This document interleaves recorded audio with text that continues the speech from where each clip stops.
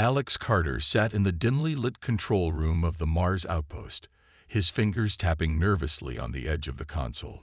The hum of machinery filled the air, a constant reminder of how isolated he was from the rest of humanity. He had been stationed here for 3 months, tasked with maintaining the outpost's aging communication systems.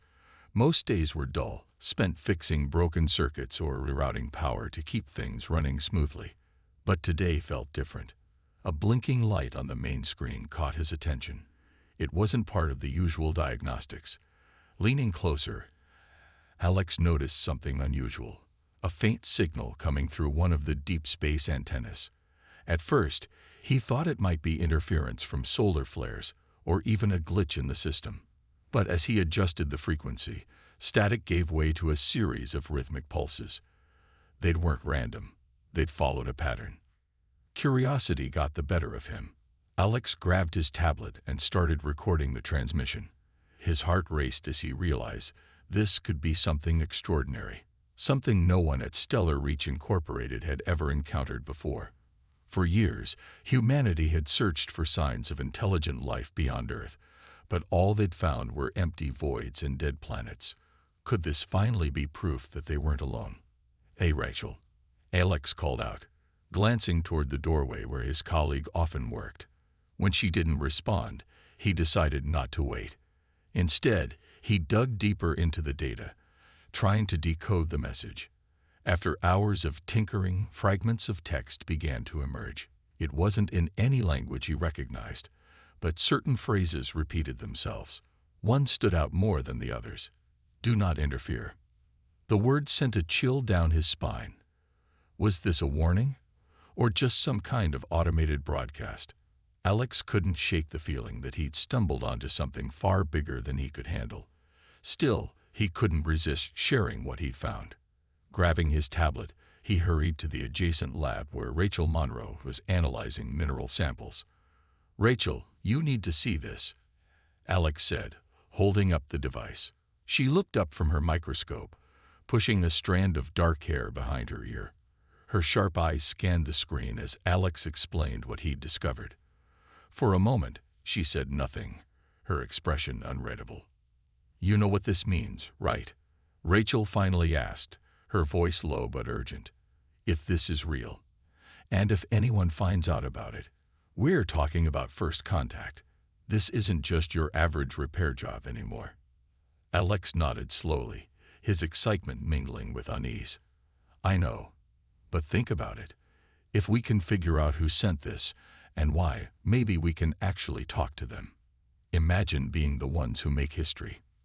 Rachel hesitated, then sighed. "Fine. Let's decode the rest of it. But if we screw this up, it's on both of us." Over the next few days, Alex and Rachel pored over the transmission, using every tool at their disposal. With help from an old encryption program borrowed from Jordan Hayes, a tech-savvy friend, they managed to piece together more of the message. What they uncovered left them stunned. The sender identified themselves as the Valens, a species capable of manipulating energy fields. Their tone was firm, almost commanding, repeating variations of their initial warning. Despite the ominous undertones, Alex convinced himself that reaching out was worth the risk. Late one night, after Rachel had gone to bed, he sat alone in the control room and composed a response. Typing carefully, he wrote a simple message. "We mean no harm. We seek understanding." He hit send before second-guessing himself. For a fleeting moment, he felt a surge of pride. Then reality sank in. What if the Valens didn't want to understand? What if they saw humanity as a threat? Shaking off the thought, Alex told himself he'd done the right thing. Little did he know, his decision would set off a chain of events that would change everything, for better or worse. Weeks passed after Alex sent the message, but there was no reply. The silence weighed heavily on him. Each day felt longer than the last as he went through the motions of his work at the Mars outpost. Rachel tried to reassure him that it might take time for the Valens to respond, if they even chose to. But Alex couldn't shake the nagging feeling that something was wrong. He replayed the warning in his mind over and over. "Do not interfere. Had he made a terrible mistake? Meanwhile, strange reports began filtering in from other parts of the galaxy. A mining colony on Kepler 9 bits, operated by Stellar Reach Incorporated, had experienced sudden and unexplained energy disruptions. Equipment malfunctioned without reason, and communication signals were scrambled. Then came the disappearances. Dozens of workers vanished overnight, leaving behind only scorched tools and empty bunks. Panic spread quickly among the remaining crew, who described eerie flashes of light before losing contact with their missing colleagues. Back on Mars, Alex heard about the incidents during a routine update call with headquarters. At first, he dismissed them as unrelated accidents. Space exploration was dangerous after all. But when Marcus Lane, a security officer stationed nearby, mentioned seeing similar patterns in old alien encounter files, Alex's stomach dropped. The descriptions matched what he'd seen in the Valen transmission. Bursts of energy, missing people, and no clear explanation. That evening, Alex cornered Rachel in the lab. "I think this is connected," he said, his voice low so no one else could hear. He showed her the latest reports from Kepler 9 bits. Rachel frowned as she read through the details, her brow furrowing with concern. "You're saying the Valens are responsible?" she asked, glancing up at him. "What if they're just testing us, or maybe punishing us for sending that message?" Alex rubbed the back of his neck, guilt washing over him. "I don't know, but we can't ignore this. If the Valens really are behind it, we need to find out why, and try to fix whatever I messed up." Rachel hesitated, then nodded reluctantly. "Fine. Let's go check it out, but we'll have to be careful. If your theory is right, this isn't just some routine investigation anymore." They convinced Marcus and Claire Bennett, a xenobiologist assigned to the outpost, to join them on a reconnaissance mission to Kepler 9 bits. Marcus was skeptical at first, grumbling about how risky it was to investigate something they didn't fully understand. But Claire was eager, her eyes lighting up at the prospect of encountering extraterrestrial life, even if it meant danger. When they arrived at the colony days later, the scene was haunting. The once bustling facility was eerily quiet, its corridors dark and deserted. Emergency lights flickered weakly, casting long shadows on the walls. As they stepped inside, Alex felt a chill run down his spine. Something wasn't right. "This place feels wrong," Claire whispered, clutching her scanner tightly. She moved cautiously, scanning the area for any signs of biological activity. Her device beeped faintly, picking up traces of organic material, but nothing human. Marcus stayed close to the group, his hand resting on the grip of his weapon. "Stay alert," he muttered, his sharp gaze darting around every corner. Whatever happened here, it wasn't natural. As they explored deeper into the compound, they found strange markings etched into metal surfaces. The symbols glowed faintly, pulsing with an otherworldly energy. Claire knelt to examine them, her face pale. "These aren't random scratches," she said. "They look intentional, like a language." Alex stared at the markings, dread pooling in his chest. He recognized the pattern. It matched the rhythmic pulses from the Valen transmission. Whatever had happened here, the Valens were involved. And now, Alex realized, too late, humanity might have picked a fight with the most dangerous species in the galaxy. The group exchanged uneasy glances. They weren't alone anymore. Somewhere in the shadows, something, or someone, was watching them. The group stood frozen, staring at the glowing symbols etched into the walls. The air felt heavier now, charged with an energy that made their skin tingle. Claire reached out hesitantly, her fingers hovering just above one of the markings. "It's warm," she murmured, pulling her hand back quickly. "And it's alive.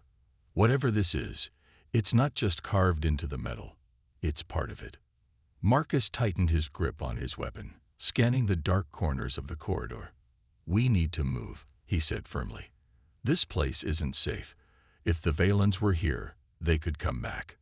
Alex nodded, though his mind raced with questions. Were these symbols a message, a warning, or something else entirely? He glanced at Rachel, who looked as uneasy as he felt. She caught his eye and gave him a small nod, silently urging him to stay focused. They pressed on, moving deeper into the abandoned colony. The silence was oppressive, broken only by the faint hum of Claire's scanner and the occasional creak of settling metal. Every step felt like walking into a trap, but none of them voiced their fears. Instead, they pushed forward, driven by a mix of curiosity and desperation to understand what had happened there. In one of the labs, Claire stopped abruptly. Her scanner beeped louder than before, drawing everyone's attention. On a nearby table lay a collection of vials containing strange, gel-like substances. Some of the containers were cracked open, their contents spilling onto the floor. But what truly caught Claire's eye were the samples themselves. They weren't inert. Tiny bubbles formed within the goo, expanding and contracting as if breathing. "This shouldn't be possible," Claire whispered, carefully picking up one of the intact vials. "It's reacting to stimuli. These aren't just biological samples. They're changing, evolving." Rachel leaned in for a closer look. "Changing into what?" she asked, her voice tense. "I don't know yet," Claire admitted. "But if I had to guess, I'd say whatever caused the disappearances left these behind. Maybe as a warning, or maybe as a test." Before anyone could respond, Marcus held up a hand, signaling for silence. His sharp ears had picked up a sound. Soft, rhythmic tapping coming from somewhere down the hall. It wasn't mechanical. It was deliberate, almost like footsteps. The group exchanged nervous glances, unsure whether to investigate or retreat. "Stay close," Marcus ordered, stepping ahead of the others. He moved cautiously, his weapon raised, while the rest followed closely behind. The tapping grew louder as they approached a large storage room. Its heavy door was slightly ajar, revealing flickering light inside. Alex hesitated, his heart pounding. "Do you think it's survivors?" he asked quietly. "Or something worse," Rachel replied under her breath. Taking a deep breath, Marcus pushed the door open wider, flooding the hallway with pale, shimmering light. Inside, they found nothing human. Standing in the center of the room was a figure unlike anything they'd ever seen. It was tall and translucent, composed entirely of shifting, pulsating light. Patterns danced across its surface, resembling the symbols etched into the walls. For a moment, no one moved. Then the creature turned toward them, its form rippling as if aware of their presence.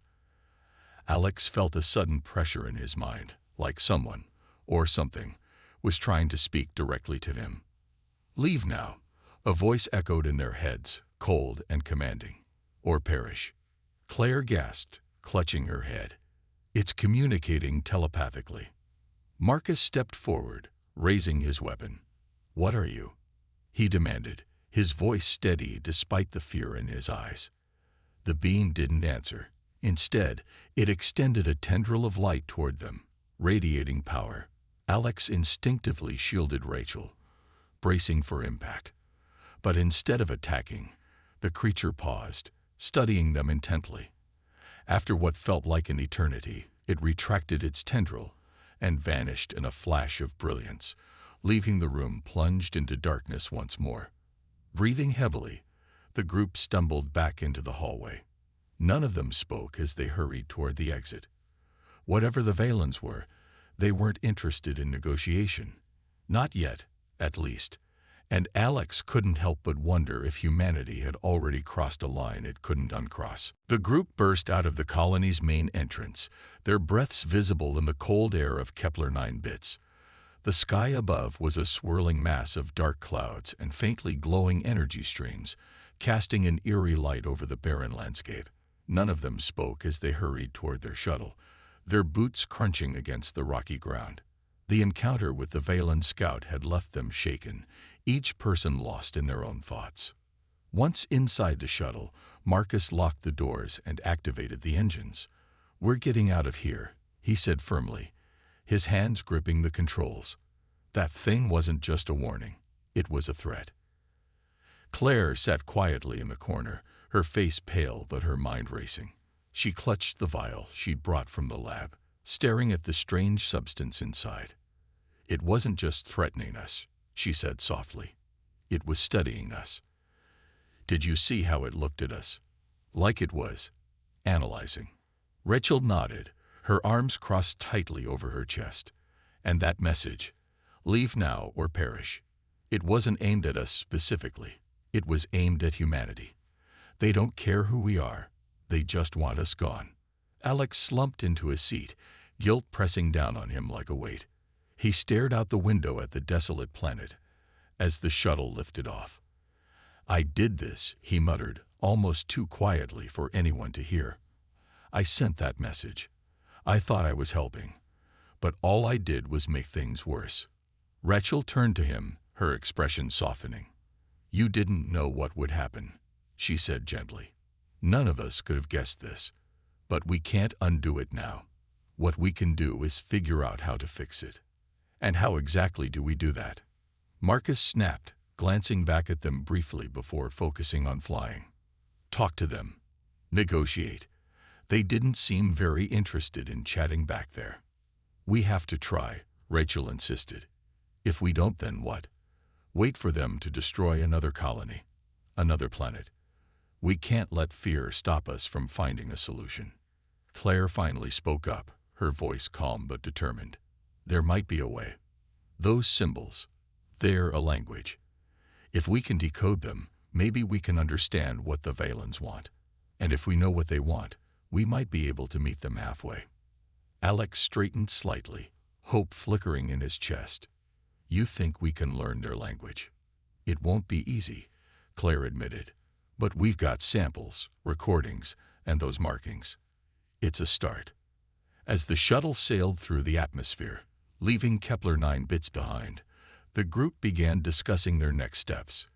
They agreed to return to Mars first, where they could analyze everything they'd gathered without distractions. But Alex knew that wouldn't be enough. The Valens were watching. They had to be, and waiting for humanity's next move. Back at the outpost, the team worked tirelessly for days. Claire focused on studying the biological samples, while Alex and Rachel pored over the symbols and transmissions. Marcus kept watch, ensuring the perimeter was secure, though he couldn't shake the feeling that they were being observed. Every shadow seemed darker, every sound louder. One night, as Alex reviewed footage from the colony, he noticed something he hadn't seen before.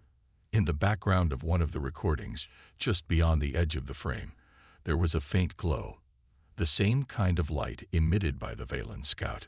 It moved slowly, deliberately, as if mapping out the area. Guys, look at this, Alex called out, rewinding the video to show the others. They weren't just there to scare us. They were gathering information, studying us, like Claire said. Rachel frowned, leaning closer to the screen. So they're learning about us while we're trying to learn about them. That doesn't feel like a fair fight. No, it doesn't, Alex replied, his jaw tightening. But maybe that's why they gave us a chance to leave. Maybe they're giving us time to decide, to choose whether we want to fight or cooperate. Marcus snorted. And if we choose wrong, then we'll have bigger problems than figuring out what to do next, Alex said grimly. The group fell silent, the weight of their situation sinking in. Humanity had stumbled into a game it didn't fully understand, and the stakes were higher than any of them had imagined. But as daunting as it felt, Alex realized something important. They weren't powerless. If they worked together, they might stand a chance, not just against the Valens, but against their own fears. Days turned into weeks as the team worked tirelessly at the Mars outpost, piecing together everything they'd gathered from Kepler 9 bits. Claire spent most of her time in the lab, carefully analyzing the strange biological samples she'd brought back. The gel-like substance continued to change, forming intricate patterns that pulsed faintly under the microscope. She documented every shift, hoping to find a clue about the Valens' intentions or their biology. Meanwhile, Alex and Rachel focused on decoding the symbols etched into the walls of the colony. They compared the markings to the original transmission Alex had intercepted, searching for similarities or hidden meanings. Progress was slow, but they eventually identified recurring patterns that seemed to represent concepts like balance, energy, and intrusion. It wasn't much, but it gave them a starting point. Marcus kept watch over the outpost, his nerves stretched thin. He patrolled the perimeter daily, scanning the horizon for any sign of movement. The isolation was grating on him, and he couldn't shake the feeling that they were being watched. Every creak of the metal walls or flicker of the lights made him jump. But despite his unease, he refused to let his guard down. One evening, as the group gathered in the control room to share updates, Claire held up one of the vials. "I think I figured something out," she said, her voice tinged with both excitement and caution. "This stuff, it's not just changing randomly. It's reacting to energy fields around it. Specifically, human-made ones." "What does that mean?" Alex asked, leaning forward. "It means the Valens might see our technology as a threat," Claire explained. "Think about it. Their language is based on energy patterns, and their bodies are made of light. To them, we're loud, clumsy invaders disrupting the natural order of things." Rachel frowned, processing the implications. So when they told us do not interfere, they weren't just warning us. They were telling us to stop expanding. "Exactly," Claire said.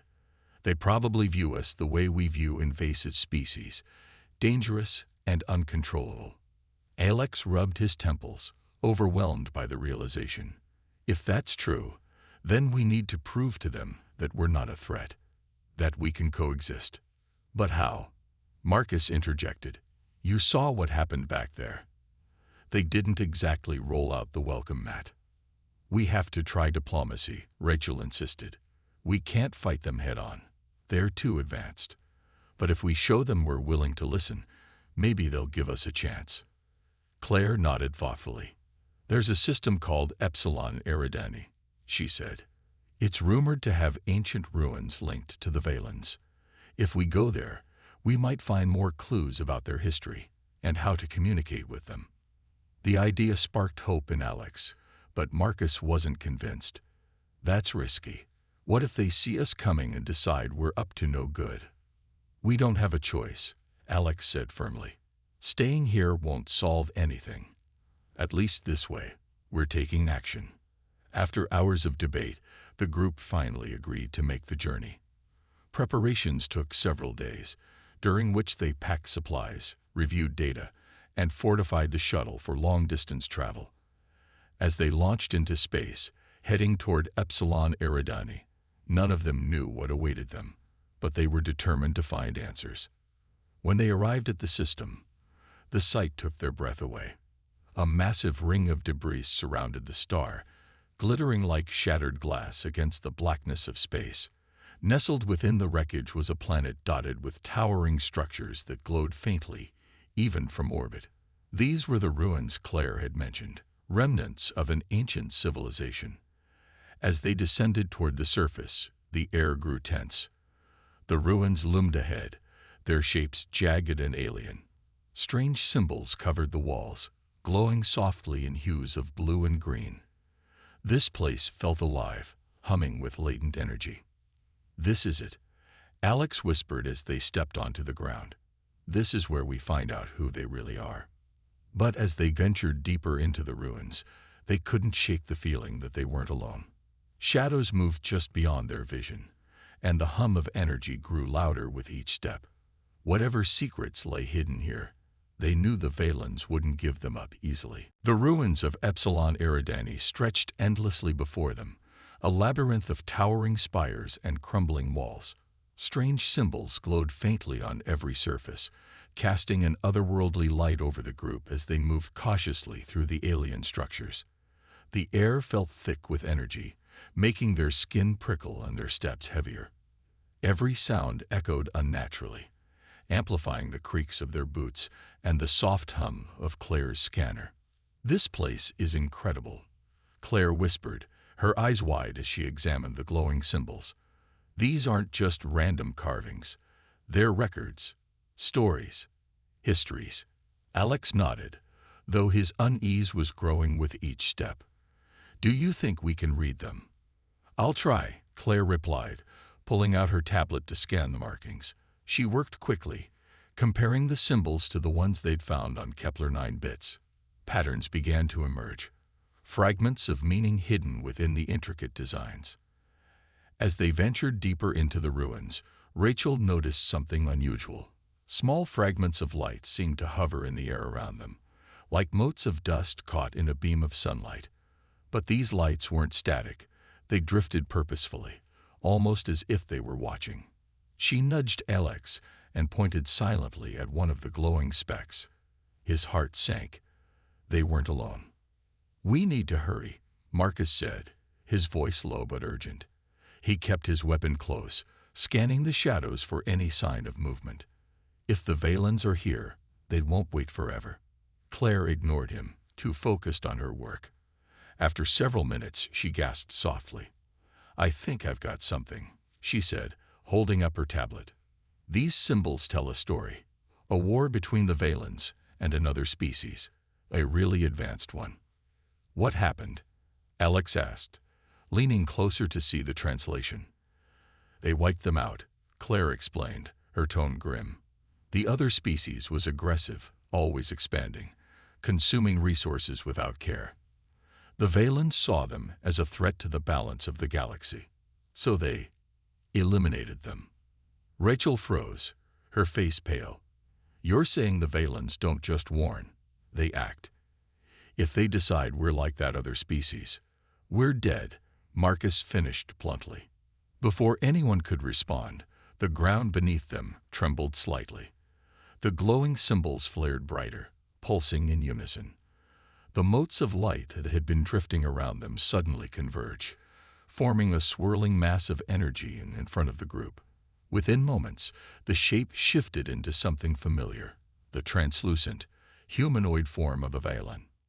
It stood silently, its body shimmering with shifting patterns of light. For a long moment, no one moved. Then Alex stepped forward, his hands raised in a gesture of peace. We mean no harm, he said, his voice steady despite the fear coursing through him. We came to learn, to understand. The Valen tilted its head, studying him intently. Then it spoke, not with words, but directly into their minds. You trespass. You interfere.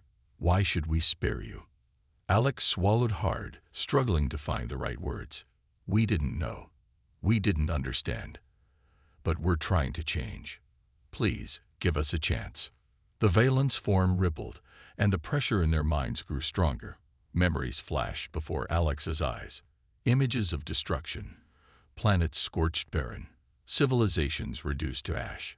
He staggered back, overwhelmed by the weight of what he was seeing. It wasn't just a warning. It was a glimpse into the consequences of failure. Marcus stepped forward, gripping his weapon tightly. If you wanted to kill us, you have done it already. What do you want from us? The Valen turned its gaze toward him, its presence cold and unyielding. Prove your worth, it said simply.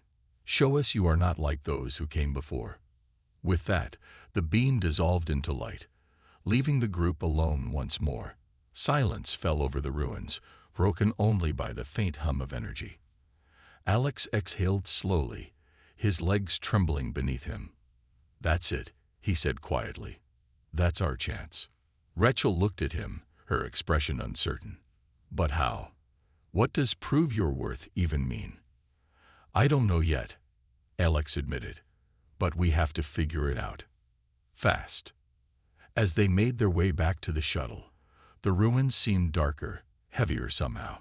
The Valens had given them a task, but whether humanity could rise to the challenge remained to be seen. Back on the shuttle, the group sat in silence as they prepared to leave Epsilon Eridani. The encounter with the Valen had left them shaken, but also more determined than ever. Alex stared out the window at the glowing ruins below, replaying the beam's words in his mind. Prove your worth. It wasn't much to go on, but it was something. A chance. He just needed to figure out how to take it. We need a plan, Rachel said finally, breaking the quiet. If we're going to prove ourselves to the Valens, we have to show them we're different from the species they destroyed. But how? Marcus asked, leaning back in his seat. They see us as invaders, loud, destructive, greedy. How do we change that in time to save ourselves? Claire tapped her tablet thoughtfully.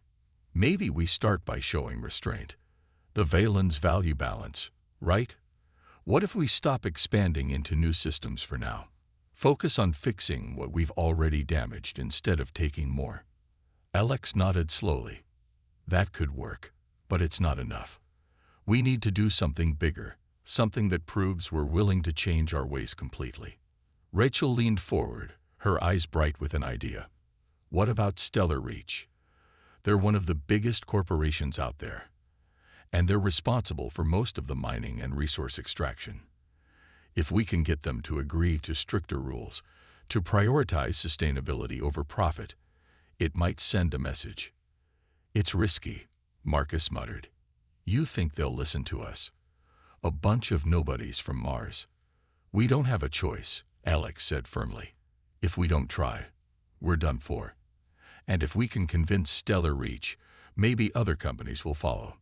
The group agreed to head back to Earth, where they could present their findings to the corporation's executives.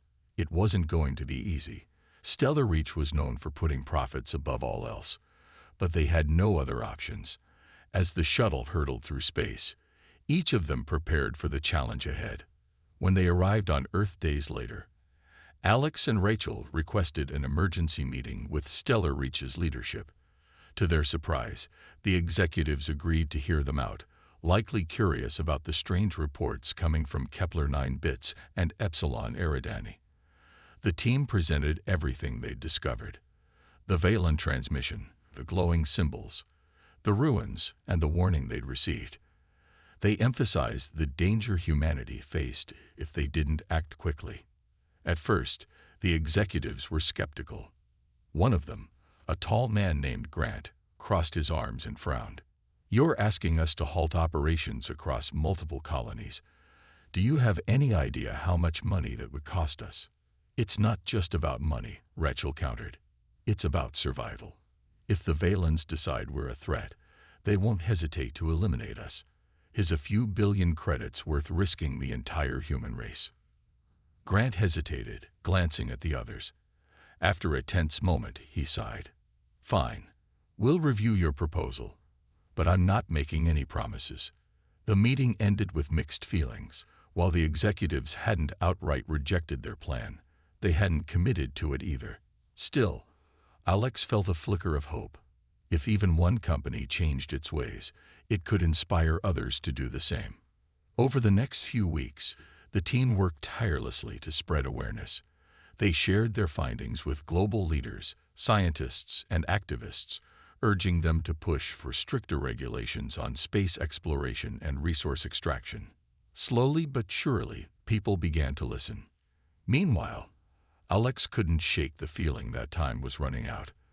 The Valens had given them a chance, but how long would they wait? Every night, he stared at the stars, wondering if they were watching and judging.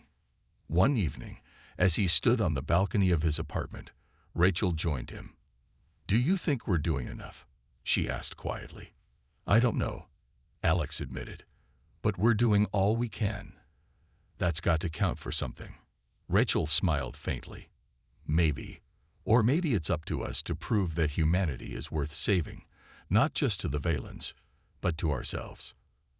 As the lights of the city twinkled below them, Alex realized she was right. Humanity's future wasn't just in the hands of the Valens, it was in their own. Whether they succeeded or failed depended on the choices they made now. The weeks that followed were a whirlwind of activity. Alex, Rachel, Marcus, and Claire worked tirelessly to rally support for their cause.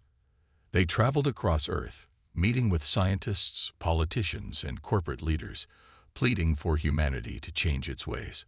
Slowly, their message began to take root. Governments announced plans to reduce space mining operations, focusing instead on repairing ecological damage in colonized regions. Corporations like Stellar Reach, though reluctant at first, started drafting new policies aimed at sustainability. But despite the progress, Alex couldn't shake the feeling that it wasn't enough. The Valens had given them a vague ultimatum: prove your worth, but they hadn't specified how or when humanity would be judged. Every night, Alex lay awake, staring at the ceiling, wondering if their efforts would matter in the end.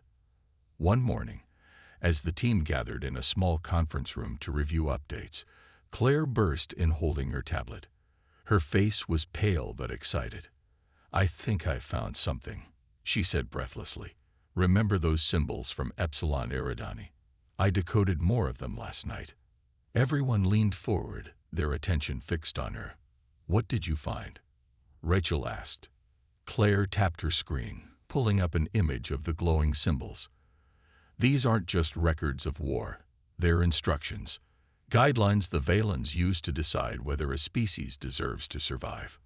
"Guidelines?" Marcus repeated, frowning. "Like what?" "They value balance above all else," Claire explained. "Species that coexist with their environment, that adapt rather than dominate, are allowed to thrive.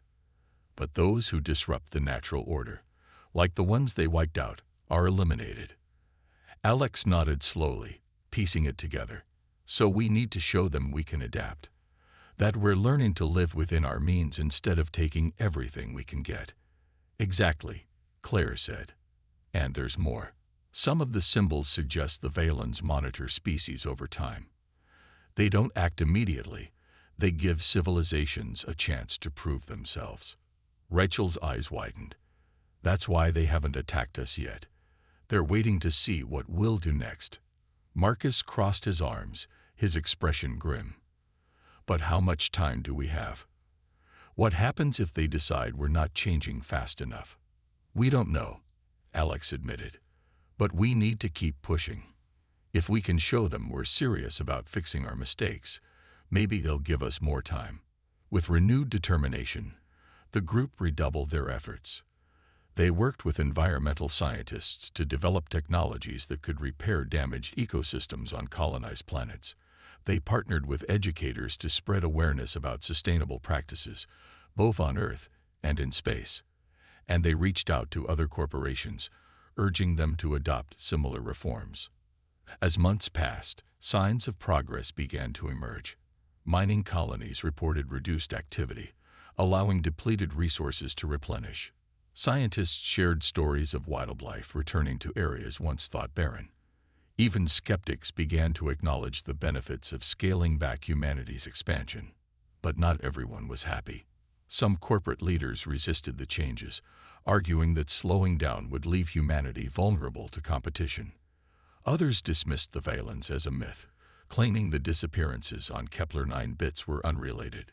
Tensions rose, and protests erupted in cities around the world. Through it all, Alex stayed focused. He knew the stakes were too high to give up now. Late one night, as he reviewed reports in his apartment, Rachel called him. Her voice was tense. "There's been another incident," she said. "Another colony, this time on Proxima Centauri. People are saying the Valens were seen there." Alex's heart sank. "Do you think they're losing patience?" "I don't know," Rachel replied. "But we need to act fast. Maybe it's time to send another message, to show them we're serious." The idea lingered in Alex's mind. Sending another transmission carried risks, but it might be their only chance to reach out directly. With Rachel's help, he drafted a new message, not an attempt at contact, but a promise, a pledge to protect the galaxy's balance, to live responsibly and respectfully. It was risky, but it was also their best shot. As the message was sent into the void, Alex felt a mix of hope and fear. Would the Valens listen? Or had humanity already run out of chances? Only time would tell. Days stretched into weeks after Alex and Rachel sent the second message. The team waited anxiously for any sign of a response, but the silence from the stars was deafening. News of the incident on Proxima Centauri spread quickly, sparking panic across Earth and its colonies. Rumors swirled about strange lights and energy surges, eerily similar to what had been reported on Kepler-9 bits. Governments scrambled to reassure the public, but the fear was palpable. Alex couldn't shake the feeling that they were running out of time. He spent hours staring at the communication array, willing it to crackle with life. But nothing came, not a single pulse or signal. Each day felt heavier than the last, the weight of uncertainty pressing down on him. Rachel tried to keep their spirits up. "We did everything we could," she said one evening as they sat together in the control room. "If the Valens don't respond, it's not because we failed, it's because they're still deciding." "But what if they've already decided?" Alex replied, his voice quiet. "What if they think we're not worth saving?" "We can't think like that," Rachel insisted. "We have to believe they'll give us a chance. Otherwise, none of this matters." Meanwhile, Marcus and Claire continued their work, focusing on gathering evidence of humanity's progress. They compiled reports of restored ecosystems, reduced mining operations, and new technologies designed to protect the environment. Every success was documented meticulously, hoping it might serve as proof of humanity's willingness to change. Then, one night, the unthinkable happened. The communication array lit up without warning, filling the room with a low hum. Alex and Rachel rushed to the console, their hearts pounding.